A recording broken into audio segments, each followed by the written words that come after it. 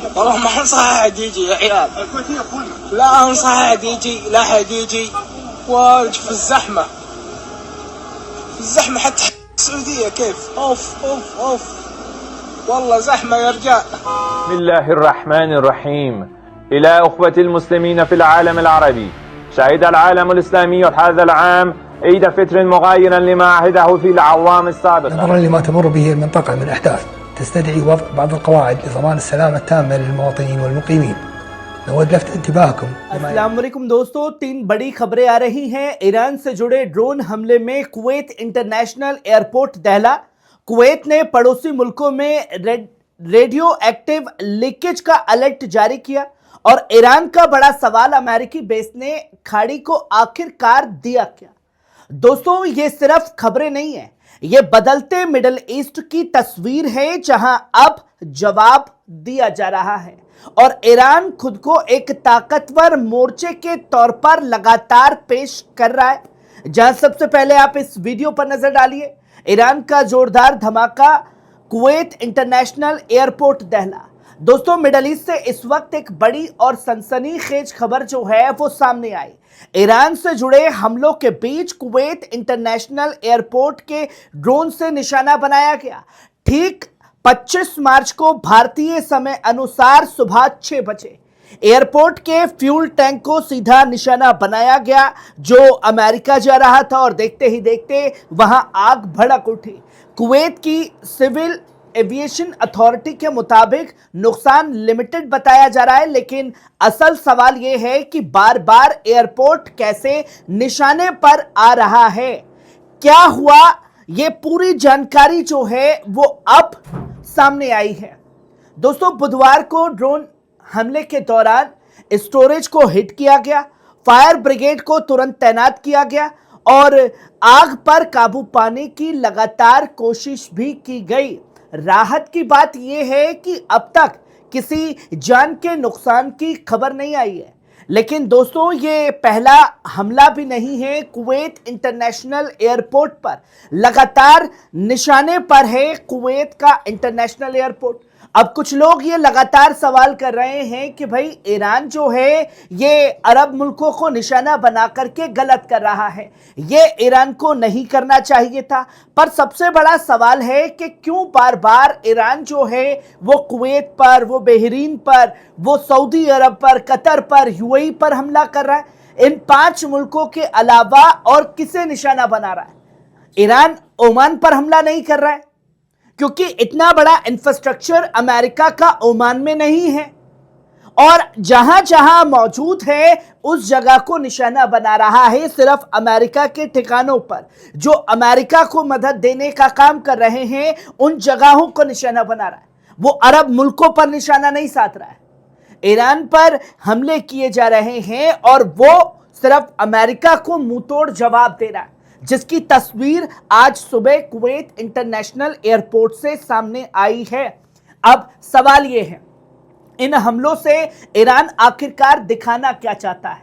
सवाल सीधा है, यह हमला सिर्फ कुवैत पर नहीं है बल्कि पूरे सिस्टम पर एक पैगाम है। जो भी अमेरिका इजराइल के साथ खड़ा होगा वो अब सुरक्षित नहीं है, वो हमारी रडार पर है। आप उनके साथ कांटेक्ट खत्म करो, हमारे हमले आप पर बंद हो जाएंगे। अरब मुल्कों में भी अब बेचैनी साफ तौर पर दिखाई दे रही है। सवाल यह है कि अरब देशों पर भी क्यों हमले। सबसे बड़ा सवाल अब अरब हुकूमतों से है, क्या वो अब भी अमेरिका और इजराइल के साथ खड़े रहेंगे या फिर अपने मुल्क की हिफाजत को प्राथमिकता देंगे, क्योंकि अब जंग उनके दरवाजे तक पहुंच चुकी है और ये गद्दारी का जो सिलसिला है वो पहली बार नहीं है। जो अरब करते रहे कि भैया कोई मर रहा है तो मरे, किसी देश में जंग चल रही हो तो चले, हम तो सुरक्षित है, हमें तो अमेरिका बचा ही लेगा। पर अमेरिका नहीं बचा पा रहा है, वो अपने बेस और आपको नहीं बचा पा रहा है। ये तस्वीर दुनिया के सामने है। वहां पे दूसरा वीडियो देखिए। कुवैत हुकूमत ने वार्निंग जारी की है, बकायदा फौज की और अथॉरिटी की तमाम नेता जो हैं वो खुल करके अलर्ट जारी कर रहे हैं। दोस्तों, कुवैत की हुकूमत ने मीडिया के जरिए आधिकारिक तौर पर एक न्यूक्लियर या रेडियो एक्टिव लीकेज के खतरे को लेकर वार्निंग जारी कर दी है।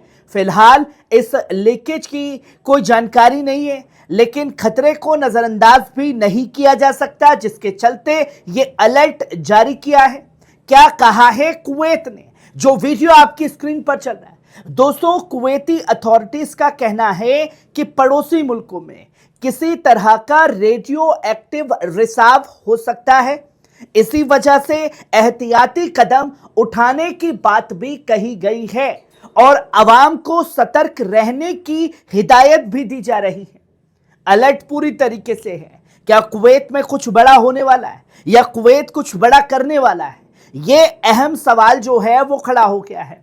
अगर रेडियो एक्टिव लीकेज होता है तो इसका असर सिर्फ एक मुल्क तक सीमित नहीं रहता, हवा और माहौल के जरिए ये कई इलाकों तक फैल सकता है, जिससे सेहत, पानी और जमीन सब कुछ प्रभावित हो सकते हैं। जो तस्वीर दुनिया के सामने है, जंग से जुड़ा एक बड़ा कनेक्शन भी कुवैत का सामने आया है। ये अलर्ट ऐसे वक्त में आया है जब मिडल ईस्ट में जंग लगातार तेज हो रही है। अमेरिका और इजराइल के हमले और उसके जवाब में लगातार ईरान के होते हमले, ऐसे में किसी भी न्यूक्लियर या रेडियो एक्टिव साइट को नुकसान एक बड़े खतरे में बदल सकते हैं, जो तस्वीर दुनिया के सामने है।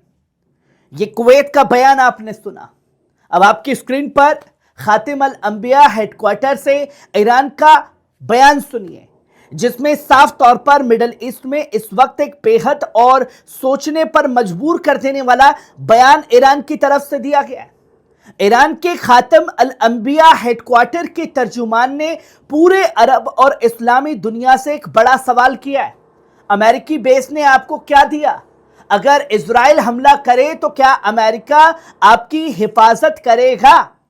यह सिर्फ सवाल नहीं है दोस्तों, ये पूरे स्ट्रेटजी पर सवालिया निशान हैं, जिन्हें यह लगता था कि हबीबी नाचेंगे, गाएंगे, पैसा देंगे, अय्याशी करवाएंगे अमेरिकियों की और वो उसकी हिफाजत करेगा।